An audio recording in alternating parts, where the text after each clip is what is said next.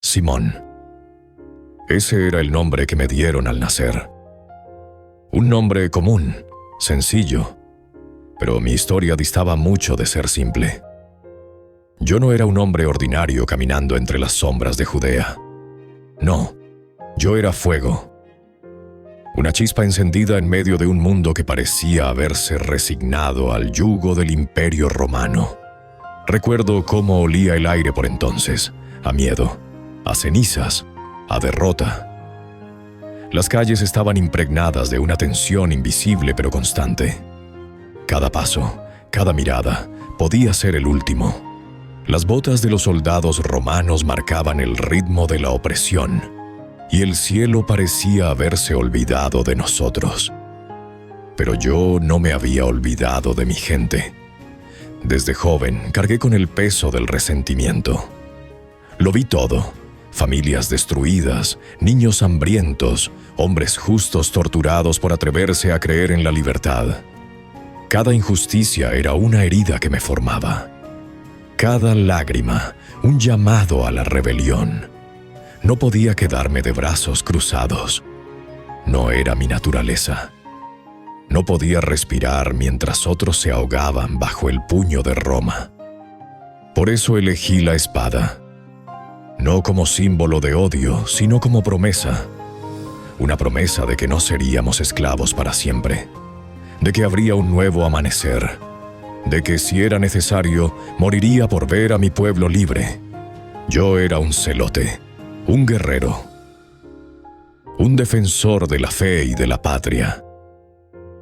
Y en mi corazón había una sola misión: luchar. Luchar hasta que los estandartes romanos cayeran y la bandera de Israel ondeara libre otra vez. Lo que no sabía es que mi mayor batalla no sería contra soldados ni ejércitos, sino contra mí mismo. Y todo cambiaría el día que conocí a Él. Ser celote no era una decisión, era un fuego que ardía en lo más profundo del alma. Yo no nací celote. Fui forjado por el dolor, por la rabia, por la memoria de los abusos que mi pueblo sufría día tras día. Lo que para muchos era una etiqueta, para mí era identidad, orgullo, propósito.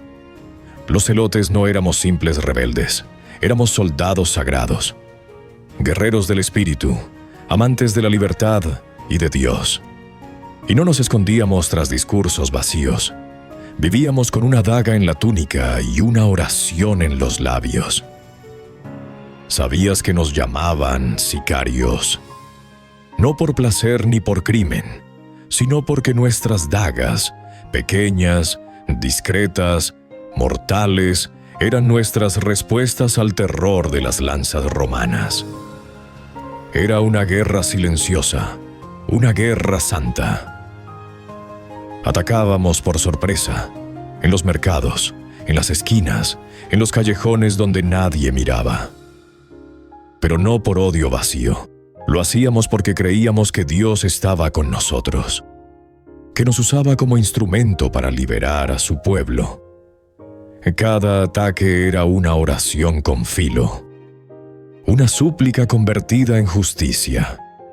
Muchos nos llamaban fanáticos, extremistas, pero no comprendían el peso de vivir cada día viendo a tu gente doblegarse ante los invasores. Ver al templo profanado, escuchar a los ancianos hablar de libertad con lágrimas en los ojos. No podía quedarme quieto. Yo vivía con el corazón apretado, con los puños cerrados, con la garganta seca de tanto gritarle a Dios: ¿hasta cuándo, Señor? ¿Hasta cuándo permitirás esta humillación? Me entrené para la lucha. Aprendí a moverme sin ser visto, a identificar colaboradores, a conocer el lenguaje del enemigo. Y sobre todo, aprendí a no confiar, ni siquiera en otros judíos, porque Roma había comprado muchas conciencias, incluso entre los nuestros. Pero había algo que me mantenía despierto por las noches. algo que no podía apagar ni con todo el fervor del mundo. La duda. ¿Qué pasaría si estábamos equivocados? ¿Qué si Dios no quería una rebelión sangrienta? ¿Qué si la libertad que buscábamos no era la libertad que Él quería darnos? Esas preguntas me perseguían, aunque intentaba ahogarlas con gritos de guerra. No podía mostrar debilidad. Un celote no duda. Un celote actúa. Aún así, en mi interior algo se removía. Y mientras más fuerte latía mi deseo de justicia, más oscuro se volvía mi corazón. Yo no lo sabía todavía, pero mi historia como guerrero estaba por cambiar. La espada que tanto amaba pronto pesaría demasiado para seguir llevándola. Y fue entonces cuando empecé a escuchar su nombre. Un nombre que alteraba la calma del desierto como un trueno a lo lejos. Un rabino. Un hombre diferente. Desde pequeño me enseñaron a esperar al Mesías. No era una idea abstracta. Para nosotros era una certeza grabada en los huesos. Como el sol que siempre vuelve a salir, sabíamos que vendría, que Dios enviaría a su ungido. Y yo lo imaginaba con armadura. Mi Mesías era un guerrero. Un libertador como los antiguos reyes. Alguien que cabalgaría al frente de un ejército, con fuego en los ojos y espada en mano, aplastando a Roma bajo sus pies. Soñaba con un nuevo David, un nuevo Moisés que nos sacaría de la esclavitud y nos devolvería la gloria de Israel. Crecí repitiéndolo como un mantra. Cuando venga el Mesías, destruirá a nuestros enemigos. Y por eso, cada día que pasaba sin verlo, dolía. A veces me preguntaba si ya habría nacido, si estaría escondido, reuniendo fuerzas, esperando el momento justo para revelarse. Me aferraba a esa esperanza con todo lo que tenía, porque sin ella, todo lo demás se desmoronaba. La opresión, los abusos, los impuestos injustos, todo era más soportable si pensaba que pronto acabaría. Pero los años pasaban y nada cambiaba. Roma seguía allí, más fuerte, más cruel. El templo seguía siendo vigilado por ojos paganos. Y mi pueblo seguía doblegado, cansado, resignado. Y fue entonces cuando algo empezó a romperse dentro de mí. ¿Dónde estaba ese Mesías prometido? ¿Y si no llegaba nunca? O peor aún, ¿y si lo habíamos imaginado mal? No quería pensar eso. No podía, porque si el Mesías no era el guerrero que yo esperaba, entonces todo mi camino, todo mi fuego, toda mi rabia, no tendrían sentido. Fue en ese momento, justo en ese abismo de duda, que escuché su nombre por primera vez. Jesús, un rabino que hablaba con autoridad, que sanaba, que enseñaba cosas que nadie se atrevía a decir. Pero lo más extraño, él no llamaba a la guerra. Hablaba de amor, de perdón, de un reino, pero no uno como el que yo había esperado. Y eso me enfureció. ¿Amar a los romanos? ¿Perdonar a nuestros enemigos? ¿Ese era su reino? Yo no podía aceptarlo. No aún. Pero algo en mí empezó a escuchar. Los rumores empezaron como un murmullo entre la multitud, como un susurro que se escapa de los labios de alguien que ha visto algo imposible, pero real. Decían que un hombre recorría Galilea sanando enfermos, devolviendo la vista a los ciegos, limpiando a los leprosos, incluso resucitando muertos. Yo no creía en cuentos. Había escuchado demasiadas historias de falsos mesías que prometían libertad y terminaban clavados en una cruz. Muchos de ellos empezaban con milagros, discursos encendidos y acababan como advertencia. Otro iluso más, otro cadáver más. Pero este hombre era diferente. No buscaba poder político, no pedía espadas ni arengaba multitudes a la guerra. De hecho, cuando más se acercaban las masas, más se alejaba él. Eso me desconcertaba. ¿Cómo podía hablar del reino de Dios sin convocar a la batalla? ¿Cómo podía tener poder y no usarlo contra Roma? No entendía sus métodos, no entendía su mensaje. Y no entendía por qué, a pesar de todo eso, algo en mí no podía dejar de pensar en él. Fue entonces cuando decidí observarlo, no acercarme, no seguirlo, solo mirar desde lejos. Recuerdo el día exacto. El sol golpeaba fuerte sobre las aguas del lago de Genesaret. La brisa era suave, pero no suficiente para calmar mi ansiedad. Caminé entre los árboles, sigiloso, hasta tener una vista clara del grupo que lo rodeaba. Allí estaba él, Jesús, y algo en su presencia hizo que el mundo se detuviera. No era su ropa, no era su postura, era su mirada, una mezcla de autoridad y ternura, de poder y paz.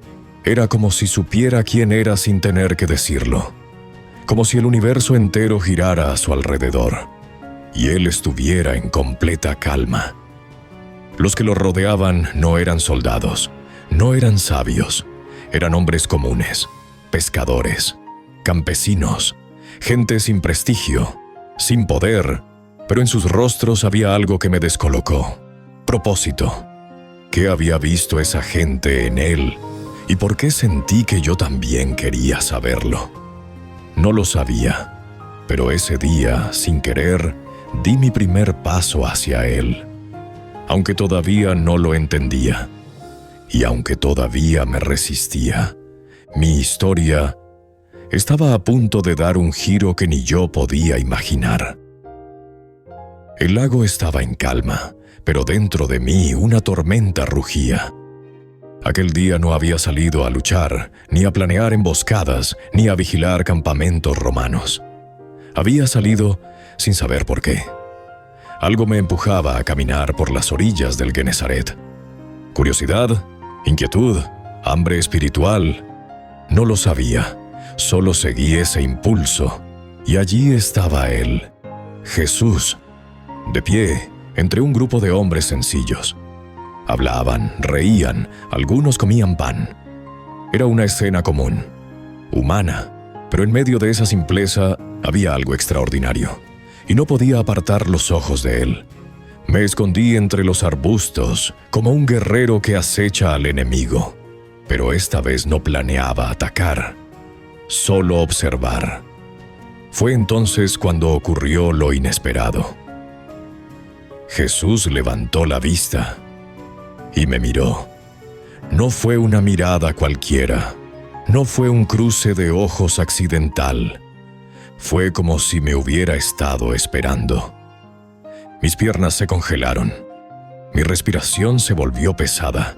Era como si en ese instante todo mi pasado, todo mi odio, todas mis batallas internas estuvieran al descubierto. Pero en sus ojos no vi juicio.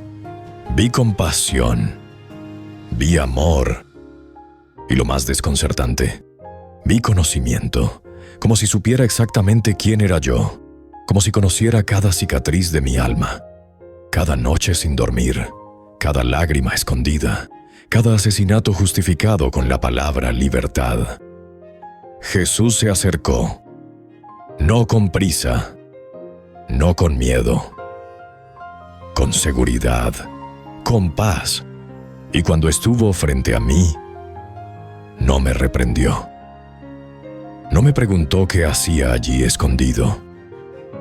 No me exigió explicaciones, Solo dijo 2 palabras: «Sígueme». No grité, no respondí. Solo lo miré, y dentro de mí algo se rompió. Una parte de mí gritaba: «No puedes seguirlo, él no es el Mesías que esperas. No lucha, no odia a Roma». Pero otra parte, una que creía haber perdido, susurró: «Este es el Mesías que necesitas». Miré a mi alrededor. Vi a Pedro, Andrés, Santiago, Juan, hombres comunes, pescadores. Ninguno de ellos era guerrero, ninguno tenía una daga escondida, y sin embargo, sus rostros reflejaban la paz que yo tanto anhelaba. Todo lo que había defendido, todo por lo que había luchado, se tambaleó en ese instante. ¿Podía un hombre como yo seguir a alguien como él? ¿Podía un celote, criado en la violencia, ser llamado por un maestro de paz? Y sin entenderlo del todo, sin tener las respuestas, di un paso al frente. Uno solo, pero suficiente. Ese día no cambié solo de camino. Cambié de alma, dejé la espada y tomé la cruz. Y así comenzó mi vida como discípulo. Los primeros días caminando junto a Jesús fueron extraños. No sabía cómo comportarme. Me sentía como un lobo entre ovejas.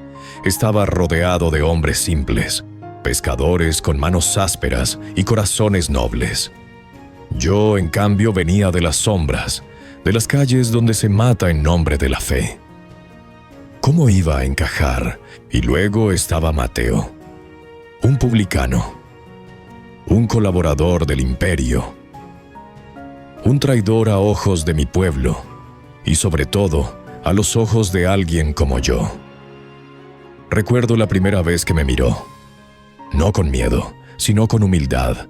¡Qué contradicción! Yo, que hubiese deseado su muerte hacía apenas unos meses, ahora compartía el pan con él. Cada fibra de mi ser me decía que era una abominación. ¿Cómo podía Jesús haberlo llamado? Y sin embargo, lo hizo. Y no solo eso, lo trataba con el mismo amor con que trataba a todos. Eso me desarmó más que cualquier espada. Ver a Jesús amar a quien yo había aprendido a odiar fue una puñalada al ego y un bálsamo al alma. Pero el cambio no fue inmediato. Yo era un celote. Seguía caminando con los hombros tensos, atento a cada amenaza.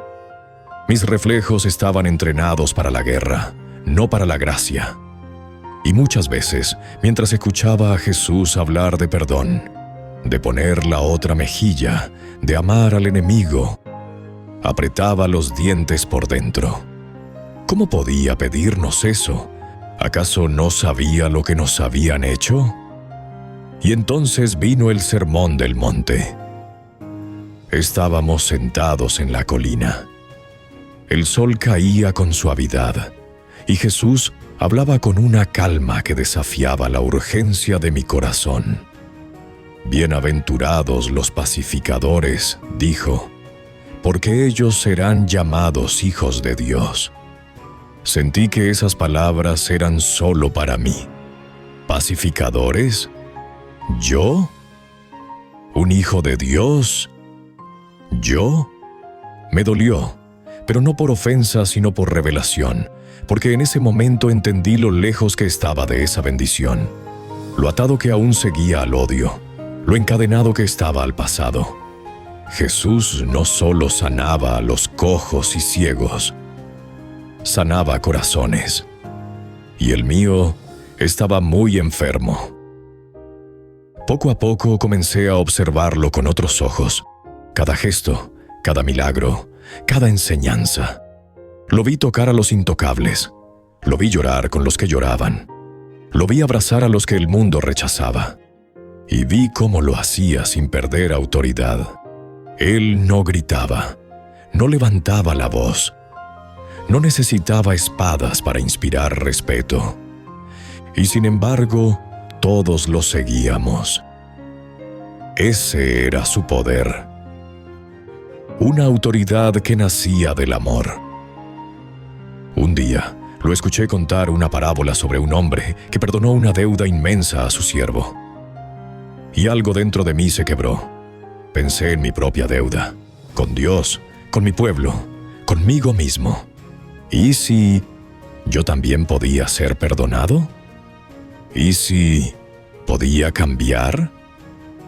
La idea me asustaba, porque significaba dejar de ser quien había sido toda mi vida. Significaba apagar el fuego de la rabia para encender el de la compasión. Pero Jesús no me pedía que lo entendiera todo en un día. Solo me pedía que lo siguiera. Y eso hice. Paso a paso, caída tras caída, fui dejando de ser Simón el Celote y empezando a convertirme en Simón, el discípulo. De todos los milagros que vi a Jesús realizar, el más difícil de entender no fue sanar a un leproso, ni caminar sobre el agua, ni multiplicar panes. Fue amar a un enemigo. Eso sí que parecía imposible. Yo había construido toda mi identidad sobre la idea de que el enemigo debía ser eliminado. Era lo justo, era lo correcto, era lo que Dios quería. ¿No? Pero Jesús lo cambió todo. No solo con palabras, sino con actos que me descolocaban.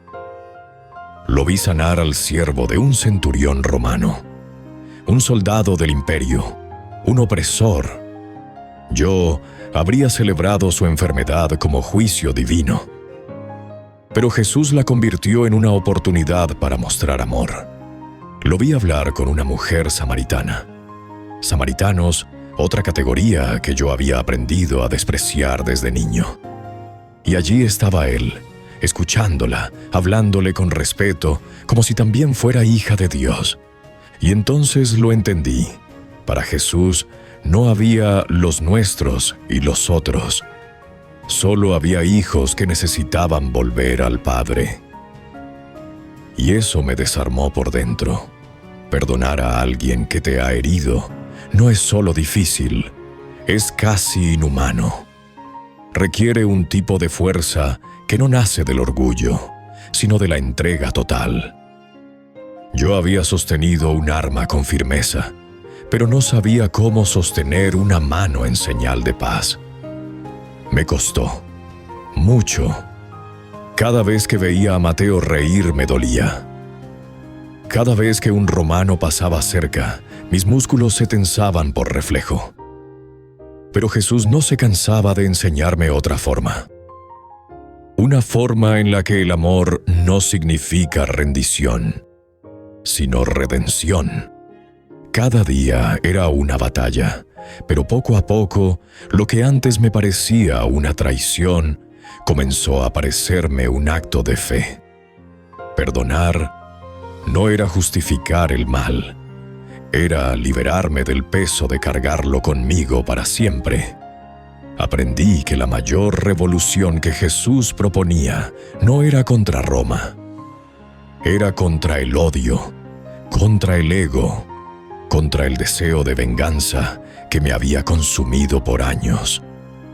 Y esa revolución empezó en mí. No dejé de ser un guerrero, solo cambié de causa. Mi alma seguía ardiendo, pero ya no por destruir enemigos, sino por levantar corazones caídos. La pasión que antes me impulsaba a luchar contra Roma, ahora me movía a llevar esperanza a los rincones más oscuros. Jesús nos envió de dos en dos a predicar que el reino de los cielos estaba cerca. Y yo, Simón el Celote, el que antes escondía dagas, ahora escondía palabras de vida en mi boca. Recorrí pueblos y caminos, no con estrategias militares, sino con un mensaje de paz, que era más poderoso que cualquier arma. El amor de Dios es real. está aquí y te está llamando por tu nombre. Nunca olvidaré la primera vez que oré por alguien y vi lágrimas en sus ojos, no por miedo, sino por sanidad. Sentí algo que la violencia jamás me dio. Gozo, gozo real, gozo puro. Aún me dolía lo que mi pueblo sufría. No había olvidado las injusticias, pero ahora sabía que la verdadera libertad no se conquista con espadas. Se recibe con fe. Mi amor por Israel no había cambiado. Seguía deseando su redención. Pero ahora entendía que esa redención no vendría desde un trono terrenal, sino desde una cruz. Y yo había sido testigo de esa cruz. Había caminado con el Mesías, y eso me convirtió en algo más que un ex rebelde. Me convirtió en un mensajero, un portador de una noticia que podía transformar al más endurecido, porque lo hizo conmigo. Sabía que seguir a Jesús no me llevaría a un palacio, sino al sacrificio. Y aún así, no dudé. Después de su resurrección, llevamos su mensaje más allá de nuestras fronteras. Atravesamos montañas, desiertos, ciudades paganas. A veces predicábamos en casas humildes, otras en plazas hostiles, pero en cada lugar una certeza nos sostenía. El reino de Dios estaba vivo, porque habíamos caminado con su Rey. Fui con Judas Tadeo a tierras lejanas, tierras donde el nombre de Jesús era un susurro desconocido. Algunos escuchaban con hambre en el alma, otros con furia. Había quienes se convertían y quienes nos querían silenciar. Lo sabíamos, y aún así, seguimos. En Persia la tensión creció. El mensaje de Jesús comenzaba a incomodar. No por violencia, sino por verdad. No por rebeldía, sino por amor. Y para algunos, el amor verdadero es la amenaza más grande. Nos capturaron, nos interrogaron, nos ofrecieron salvar la vida si callábamos. Pero, ¿cómo podía negar al único que me enseñó a vivir de verdad? Así que no lo hice. Y entonces llegó el final. Me condenaron, no por crímenes, no por traición, sino por fe. La tradición dice que me partieron en dos. Una muerte cruel, brutal. Pero no temí, porque en ese momento recordé sus palabras: el que pierda su vida por mí, la hallará. Y allí, en medio del dolor, supe que la había hallado. Mi espada ya no estaba conmigo, pero su espíritu sí. Y con mi último aliento no pronuncié odio, pronuncié su nombre, Jesús. No dejé escritos, no escribí cartas como Pablo, ni caminé sobre el agua como Pedro. Pero dejé algo más valioso. Me costó la vida, no por una causa política, no por una bandera, no por una ideología, sino por un nombre: Jesús. Fui Simón, el celote, el guerrero, el hombre con el corazón endurecido por el odio, con las manos manchadas por la lucha, con la mirada fija en la venganza. Pero Jesús me miró y me vio diferente, no por lo que había hecho, sino por lo que podía llegar a ser. Él no solo me cambió el camino, me cambió el alma. Me enseñó que el enemigo puede ser hermano, que el amor es más fuerte que la espada, que la libertad no se conquista, se recibe. Hoy, siglos después, mi historia aún resuena. No porque fui valiente en la guerra, sino porque fui valiente para cambiar, para rendirme, para dejar de lado el orgullo y dejar que Dios hiciera en mí lo imposible. Y si Él pudo hacer eso conmigo, ¿qué no podrá hacer contigo? Tal vez tú también llevas heridas profundas. Tal vez arrastras odios antiguos, cadenas invisibles. heridas que el tiempo no ha sanado. Te lo digo como quien vivió en las sombras y fue alcanzado por la luz. Nadie está demasiado lejos para que Dios no lo pueda transformar. Yo fui celote y terminé apóstol. Mi legado no es de violencia, es de fe, es de redención, es de esperanza para todo aquel que cree que no hay salida. Porque la hay. Y tiene nombre: Jesús. Si esta historia sobre Simón el Celote, el guerrero transformado en apóstol de Jesús, te ha inspirado, no olvides suscribirte a nuestro canal y activar las notificaciones para recibir más contenido sobre la Biblia, el crecimiento espiritual y las enseñanzas de Jesús. Aquí encontrarás reflexiones sobre la vida cristiana, narrativas sagradas y parábolas bíblicas. Únete a nuestra comunidad de seguidores de Cristo mientras exploramos juntos los significados bíblicos y descubrimos nuevas lecciones de vida cristiana. Comparte este video y ayúdanos a difundir la palabra de Dios.